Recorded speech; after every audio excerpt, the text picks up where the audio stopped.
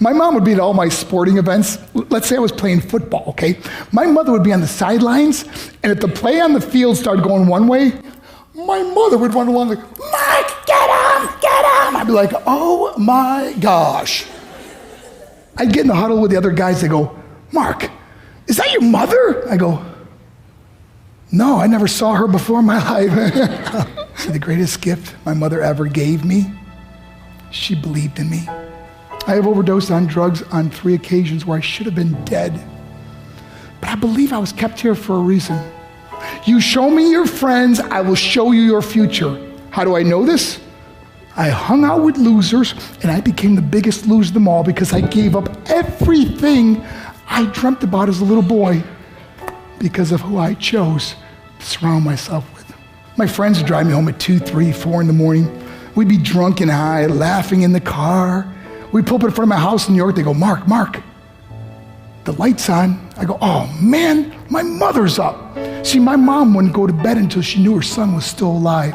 I'd walk in, she'd say, hi, Mark, how was your night? I go, it's good, Mom, I'm just gonna go to bed. She goes, can I talk to you for a minute? I go, Mom, I'm tired, I'm just gonna go to bed. She goes, Mark, I haven't seen you all day and all night. Can I please talk to you? I said, man, just leave me alone. You bug me. I'd slam my bedroom door on the one person who believed in me. I was on a worldwide tour and we were wrestling overseas in Japan. After my wrestling match, I went upstairs in my hotel room and I fell asleep. There was a knock at my door at 3 o'clock in the morning. I got out of bed and I looked through the safety window and I could see it was a Japanese promoter. So I opened the door and he said, Mark, you need to call home. There's been an emergency. I went and got on the hotel room phone. I called back to the United States. I said, hey, what's going on? They said, Mark, I don't know how to tell you this. I said, just tell me what happened. All of a sudden they started crying. They go, Mark, I can't tell you. I said, just say it. They said, Mark, your mother died. I just threw the phone down. I ran out of my hotel room. I took the elevator to the lobby, and when the doors opened up, I just ran out into the street. I mean, there was no cars, there was no people. It was 3 o'clock in the morning. And I walked down the middle of a street in Hiroshima, Japan, and I remember looking up and just saying, Mom, I am so sorry. I flew home for her funeral, and I was so nervous to walk up to her casket, so I just stood way in the back. And I kept looking from a distance. I kept thinking to myself, Mom, please wake up. Please get up. And then I finally got the nerve to walk up to her. And as I got closer, I could see my mom for the first time. I mean, she was so beautiful. She was dressed in white. I mean, she looked like an angel. And I just stood over and I said, Mom, you are my hero. Everything I am, everything I hope to be was because of you. You loved me so much, you gave me a life. You're the only one that ever believed in me.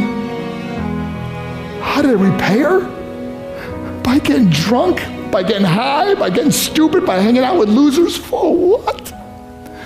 All she ever wanted to do was talk to me. I wish I could talk to you now, Mom.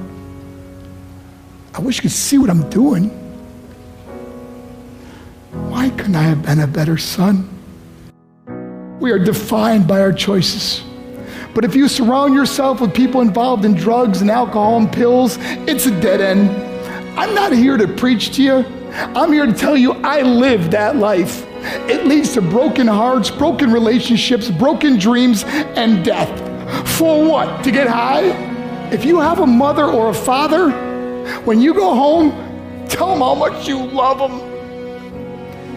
See, my whole life was about being rich and famous. I had to be a millionaire. I had to win the race. I had to win the race at the expense of my marriage, my family, my friends. For what? To be all alone in the world? I learned what is truly important, and that is how precious this gift of life is, and our families, and how quickly it can be taken away. See, I no longer live in time, I live in moments. See, it's not what's in your pocket that matters.